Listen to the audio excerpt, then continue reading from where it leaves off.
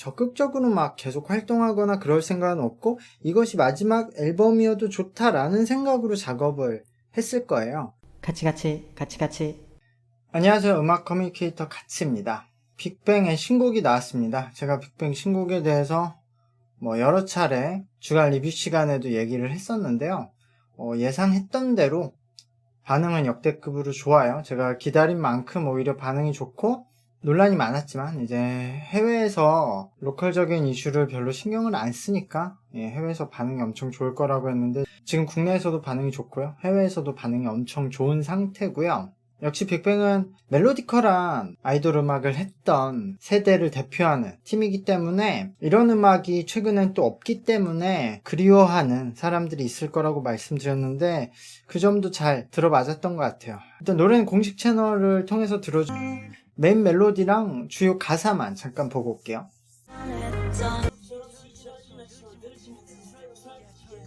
그냥 이거는 어쿠스틱한 사운드죠. 기타 사운드 나왔다, 드럼 나왔다가 어떻게 보면 이번엔 그냥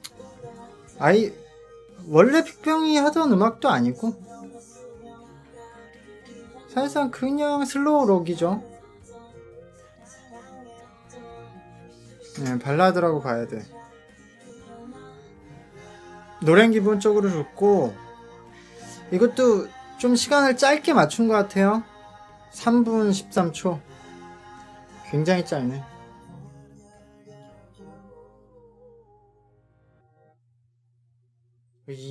역시 아직까지 저도 3분 초반으로 끝나는 노래가 좀 익숙하진 않아요. 하이라이트가 한 번 더 나오고 끝나는 게 익숙한데 그 전에 끝나는 느낌이어서. 이제 이런 음악은 빅뱅 음악에서도 드물죠. 그냥 밴드 사운드를 썼던 음악들은 많지만 이것은 밴드 사운드를 썼다고 하기도 그렇고 그냥 어쿠스틱한 거의 악기를 줄이고 거의 악기 하나씩 두면서 기타 아니면은 드럼 이렇게 갔는데 그렇게 전혀 다른 분위기의 노래여서 조금 더 뭔가 슬픈 느낌이 든다라는 감성이 나오는 것 같아요. 일단 먼저 가사 얘기들이 좀 많은 것 같아요. 주요 가사가 정들었던 내 젊은 날 이제는 안녕 아름답던 우리의 봄, 여름, 가을, 겨울 이런 내용인데 이 앨범이 발표되기 전부터 뭔가 은퇴곡이다 이런 얘기가 있었고 발표되고 나서도 국내에서는 이 가사들 내용 때문에 팬들은 이게 은퇴곡이다 아니다 막 얘기들이 많은 것 같아요. 근데 일단 공식적으로 회사 측에서 그런 얘기는 한 적도 한 번도 없고 오랜만에 내는 앨범이라서 사실 반응이 좋을 거라는 건 회사 측에서도 예상했다고 알고 있어요. 당연히 누구나 예상을 할 수 있었던 상황이고 근데도 어쨌든 조심스럽게 내야 됐잖아요.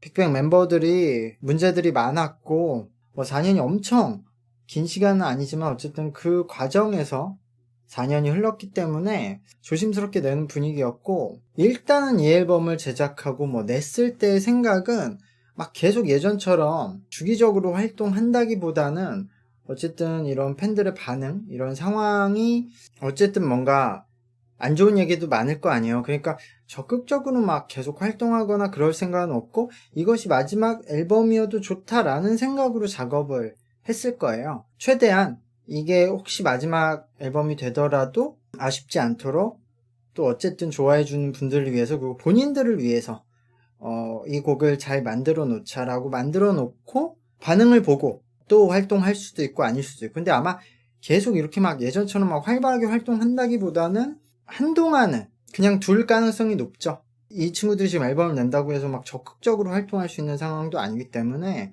그냥 앨범 발표하고 이렇게 곡 발표하고 빅뱅이란 이름으로써 사람들에게도 음악을 계속 전하고 본인들에게도 기록을 남기고 그런 정도 의미? 그래서 예를 들어 막 진짜 인기 있었던 그 해외 보이그룹들도 해체했다가도 나중에 나이 들어서 다시 재결합하고 신곡도 내고 활동을 꾸준히 하잖아요. 그래서 굳이 해체를 할 필요는 전혀 없고 그냥 이 상태로 멈춰놓고 활동은 안 해도 되는 거니까 이 멤버들의 입장과 회사들의 입장에서는 그래도 이 빅뱅이라는 IP가 가지는 힘이 있기 때문에 나중에 더 나이 들어서 또 이렇게 활동하고 싶고 팬들하고 이 빅뱅이라는 이름을 만나고 싶을 수도 있으니까 제 생각에는 일단 이것을 마지막일 수도 있다는 생각으로 남겨놓고 또 나중에 활동할 수 있다고 봐요. 그 정도 스탠스라고 생각해요. 저도 이 빅뱅 멤버들하고 거의 뭐 또래라고 봐야 되니까 저보다는 다 어리긴 한데 이 빅뱅 음악들을 좋아하면서 자랐고, 그래서 들으면서 이런 가사 내용을 보면은 약간 센치해지고 저도 생각이 많아지는 부분이 있죠. 아마 그런 사람들이 많았을 거라고는 생각해요. 특히 빅뱅이 어쨌든 그런 여러 사건 사고를 일으키면서 여기까지 왔는데 그런 사람들이 얘기를 한 거니까 그 사건 사고의 뭐 잘못을 떠나서 뭔가 뒤를 돌아보게 하는 가사죠. 그래서 저는 뭐 이런 것 같아요. 요 반응들을 하루 동안 보고 있으면 정말 뭐 이 범죄자들 이러고 계속 비판을 하시는 분들이 있고, 그냥 이 가사만 보고 노래만 듣고 좋으니까 제가 말했듯이 센치해져서 아 되게 좋다, 막 빅뱅 엄청 좋다 이렇게 하시는 분들이 이렇게 양극단으로 나뉘는 것 같아.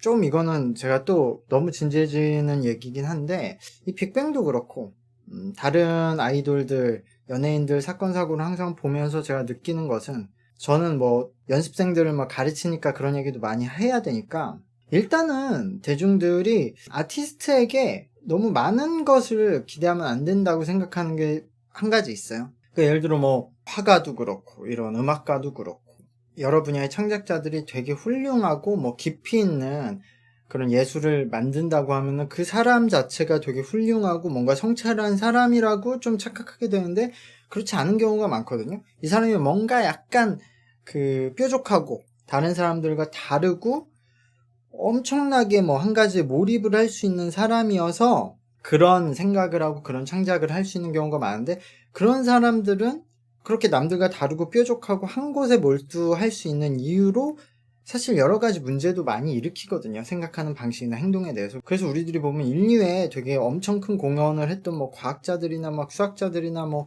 그런 사람들 보면은 실제로 이 사회성이 없거나 뭐 되게 많은 사건 사고, 특히 그런 뭐 개인사에 있어서 되게 막 보편적인 시선으로 보면은 엄청 나쁜 짓을 한 사람들이 많거든요.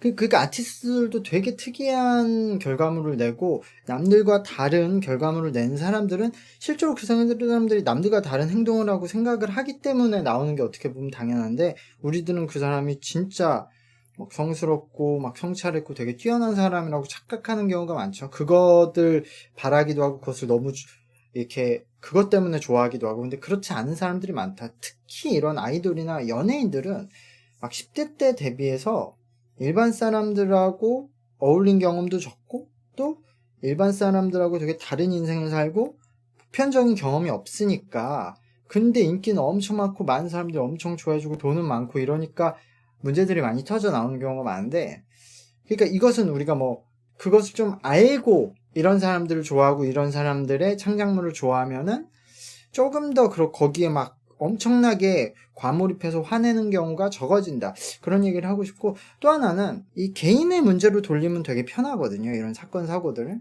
그리고 물론 그들 중에서는 그 개인이 진짜 나빠서 사건 사고를 일으키는 경우도 있지만, 저는 어쨌든 이 안에서 보는 사람 입장에서는 환경의 문제도 꽤 있다.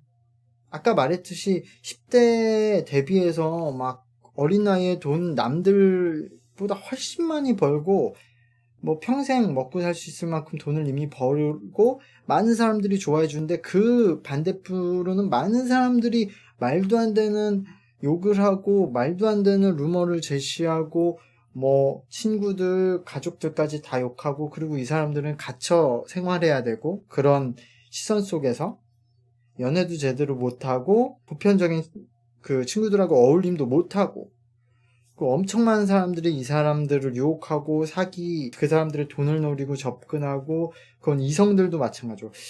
그러니까 이게 정상적으로 살아갈 수 없는 포지션이긴 해요.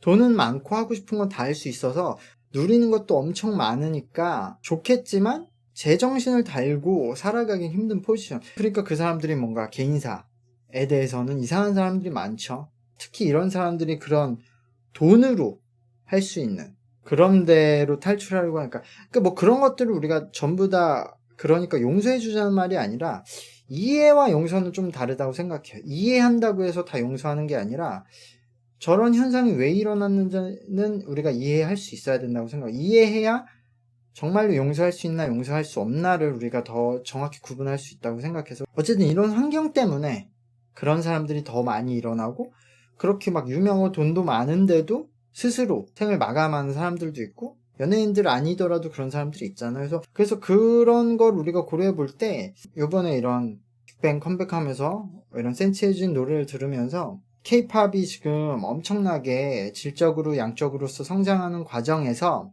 이런 K-팝에 있는 아이돌들의 정신적인 문제도 좀 더 많이 생각하는 사람들이 많아지고, 뭔가 시스템, 제도화됐으면 좋겠다라는 생각을 항상 해요. 이런 쪽에 전문적인 심리 상담사들이 많아졌으면 좋겠고, 저는 예전부터 하는 생각은 뛰어난 심리 상담사분들도 많고 정신과 전문의 분들이 많겠지만, 그래도 이쪽 업계를 경험해 본 사람이 상담을 해주면 좋겠다고 생각해서, 사실 연예인들이, 엄청 많은 연예인들이 뭐 일이 없고 이제 연예계 일이 줄어든 이후에 어떤 일을 할지 막 고민을 하고 있는데, 대학교 졸업을 안 하신 분들이면 뭐 여러 가지 루트가 있잖아요. 그래서 심리상담 쪽 과를 졸업해서 심리상담 그 자격증을 따서 연예인들을 전문적으로 심리상담해주는 그런 센터를 만들어서, 큰 기획사들은 뭐 1년에 몇 번씩 자체적으로 심리상담을 받게 한다던가, 그런 것들이 좀 시스템화 제도화 됐으면, 막 가수협회나 그런 협회들에서 그런 것들을 했으면 좋겠다는 생각을 해요. 되게 많이 힘들어하는 사람들도 많고, 뭐 상담할 곳이 필요한 사람들도 많고, 뭐 악플 문제도 심하잖아요. 그래서 정말 가슴 아픈 일들도 많이 일어나니까, 이런 빅뱅이란 팀의 히스토리를 보면서 한번 우리가 생각해 볼 지점이지 않나라고 생각해 봅니다. 사실 빅뱅 참 대단한 팀이에요. K-팝 역사에 획을 몇 안 되는 팀 중에 하나고, K-팝 역사를 뭐 서태지 때부터 말씀하시는 분들도 있고, H.O.T부터 말씀하시는 분들도 있는데, 그 다음으로 넘어가면 역시 보아를 얘기해야 되겠고요. 그 다음이 이제 빅뱅이지 않나 라고 생각을 합니다.